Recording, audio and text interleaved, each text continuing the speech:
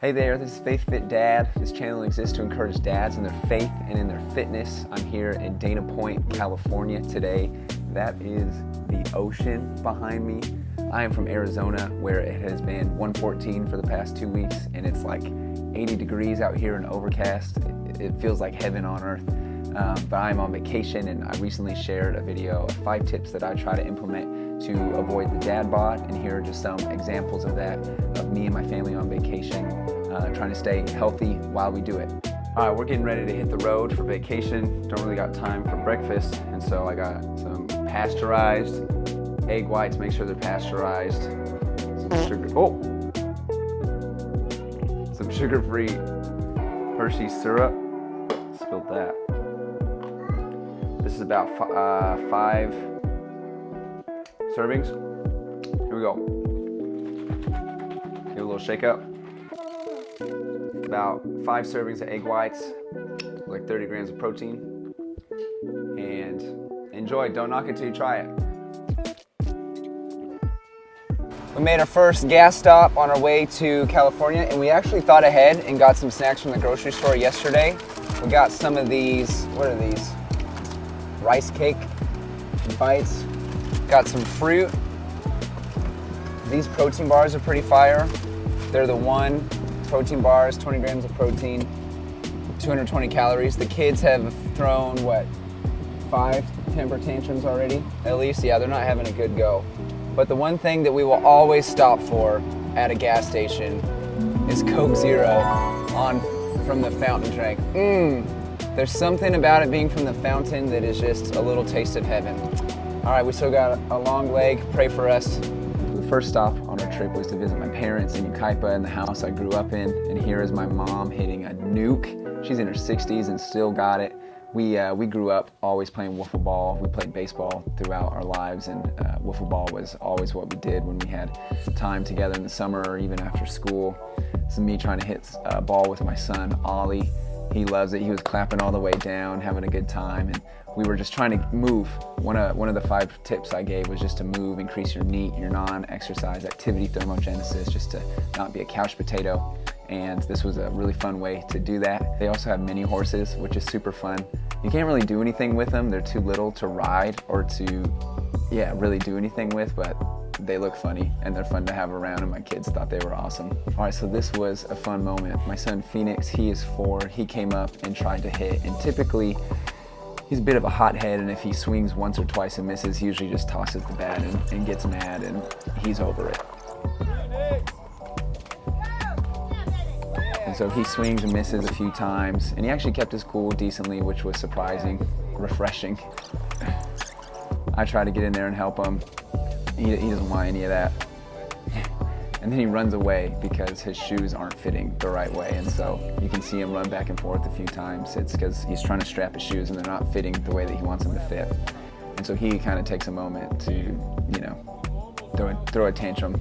But then what happened next was cool. So my parents, they live in California, we live in Arizona, so we don't get a ton of time with them. And so I'm glad I was filming this because I got to capture my dad, Phoenix's grandpa, come and teach him how to hit, kind of how he taught me to hit when I was a kid. It's kind of hard to hear the audio, but he says, I love you. You know that? I want what's best for you. You're a child of God. Trust me a minute. Can you trust me a minute? You know I love you. You're my little grandkid, okay? I love you. I want nothing but the best for you, okay? You know why?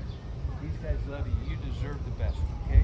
You're a child of God. Come on, let's go. Ready? And so it was a special moment because my dad doesn't really get a whole lot of time with our kids just because they live in California. We live in Arizona, and so it was special to see him connect with Phoenix over baseball, which is a way that my dad and I connected a lot, was over baseball. And it was cool to have my dad reinforce some things that my wife and I teach him, and also just for Phoenix to know that his grandpa loves him, even though he doesn't see him all the time, that he is loved by his kitty and his grandpa. That's what he calls them. So I know that grandparents are important in children's lives, but I wanted to see if I could find some science or articles backing it up. And there's an article I found that says the Oxford study found that grandparents play a high-level role in the emotional and behavioral development of children. When grandparents are present, children have fewer emotional problems and they are less likely to be involved in negative behavioral situations. So look at that. Science proves that grandparents are there more than to just buy your kids a bunch of toys that they don't need. It was really awesome to see my mom and dad connect with my kids, and they bring so much life and value. And my wife's parents, they're Pop and Lolly.